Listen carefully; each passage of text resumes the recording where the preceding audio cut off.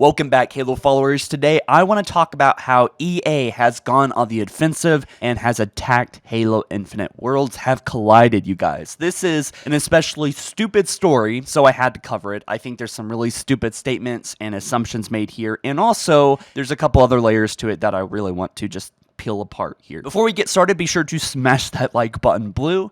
Thanks so much. Basically, Battlefield 2042 released around the same time that Halo Infinite did. It released on November 12th, and this is a game that has 1.7 star reviews. All right, this is across the board something that is very disliked. It is actually topped Battlefield 5, I think. It is the worst Battlefield game to date. Unfortunately, I even pre-ordered this game. I don't know why. I was actually more excited for Battlefield 2042 than I was for Halo Infinite at one point, just because we knew all the bad news that was coming in. Battlefield honestly looked like it was going to be a really awesome game, thick, full of content and new features. It was going to be a banger, or so it seemed. But this game is one of the most lackluster games you have ever seen as far as a AAA game goes, right? This is something that lacks a single-player campaign, a server browser, lobbies, a class system. There's just cringe dialogue. There's a lot of visual cues and animations that used to be in the other games, standards that Battlefield had that are just not there, right? Tons and tons of features are missing, and that doesn't even include on how awful the game actually runs most of the time. It is just a desync disaster. So it's really funny that EA executives are coming out and blaming Halo because Halo Infinite did that surprise launch about 3 days after. So they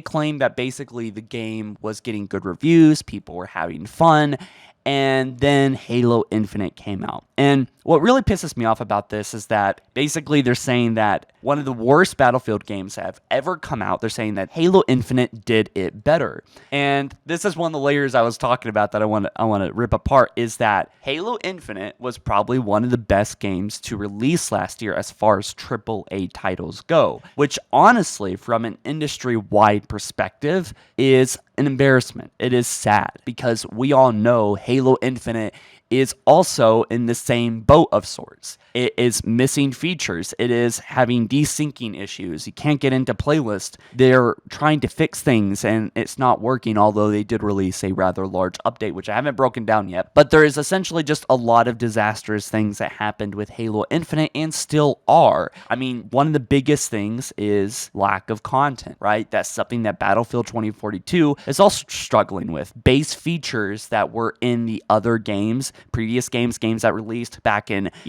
10 years ago, have more content, run better, and just overall a better experience than Battlefield 2042. And we have the same thing with Halo Infinite, but it's sad. It's sad because EA is looking to Halo Infinite as an industry standard, right? That is absolutely embarrassing from the industry, right? I mean, that Halo Infinite is the gold standard now. Now, this article actually reads, one final and very funny reason Miles cites is Halo Infinite, a game that is not Battlefield 2042. It came out around the same time and apparently created a comparison for multiplayer shooter fans that was, quote, not favorable because Halo Infinite was a very polished title, whereas Battlefield 2042 contained bugs and wasn't as polished. If you want to know how bad Battlefield 2042 launched and basically still is, look to this statement. They are looking to Halo Infinite as a very polished title. If Halo Infinite is a very polished title, we are screwed. We're talking about a game that has fundamental issues with the sandbox. Weapons are not balanced, especially at launch. The maps were basic and dull, and in my opinion, for the most part, boring. There is a lot of bugs. There's a lot of desync, melee, and shooting blanks. It's hard to get into playlists. There were server issues, and this is all a very polished title to EA, which just pisses me off at EA, saying that this game that launched with all these issues had less bugs and issues than your game that was riddled with even more detrimental game-breaking bugs and issues is embarrassing. It honestly makes me cringe. This entire thing makes me cringe. So I hate this idea that they're kind of externalizing issues. Well, it's like, well, this other game launched better. There's always been competition. So what? You know, they launched 3 weeks early. It's not that big of a deal. And the game was delayed for a year. You had a long time coming. I'm sure there is some truth to this, but it's probably only a very few amount of people, right? Ultimately, that would react this way.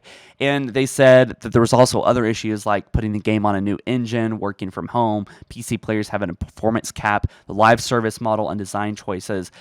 As such a specialist, all negatively impacted its launch. And it's funny because it honestly makes me think about Halo Infinite, the live service model. You know, Fawn actually made a video recently, the live service without the service. That's what we're getting with Infinite. It is just microtransactions, right? These games, I'm so tired of games launching incomplete, right? They're so broken. I remember back in the day, actually, when I was very, very young, when games had to launch right the first time because there wasn't a way to update things, right? There wasn't Xbox Live or some kind of big internet connection that could instantly fix games, you know, days after launch or anything. There was no updating. I'm glad that updates have become a thing. It's a huge revolutionary thing for gaming and really all media.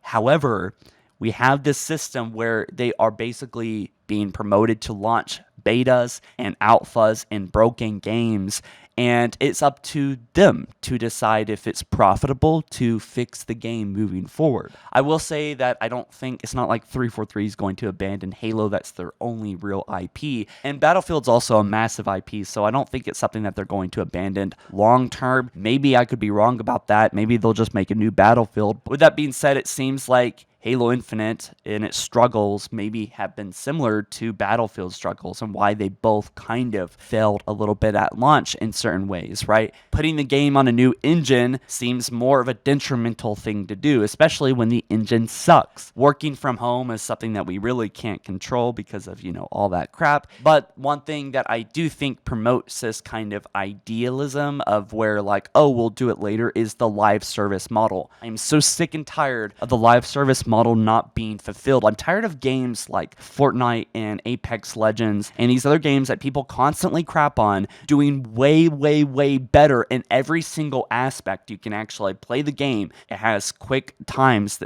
into matches, right? Everything has a flow to it. Everything is quick and responsive. And we have games like AAA titles failing, and that is why the indie video game scene is taking over. And it all started with Minecraft, but honestly, now most of the games that I play are indie, are made by smaller studios, because honestly, AAA games are trash. Because most of the time, AAA games that are made with $100 million budget plus are somehow, in some way, absolute garbage. I don't know where the video game industry is in right now, but from what I've heard from friends that actually work in the field, it is garbage crap.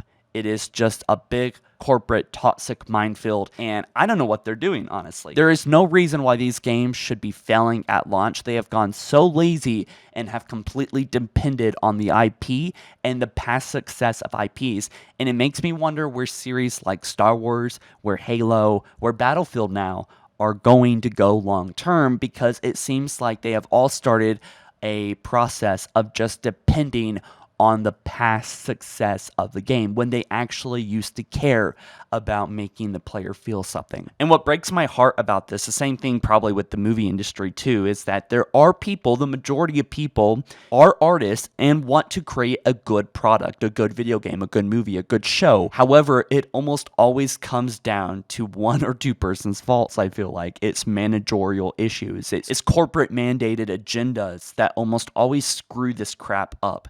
And it just is sad. Anyways, guys, rant is over. Let me know what you think about this. Be sure to smash that like button blue, and be sure to subscribe. Join me on the journey for following Halo for over 10 years now. I'll catch you guys in the next one soon. Peace.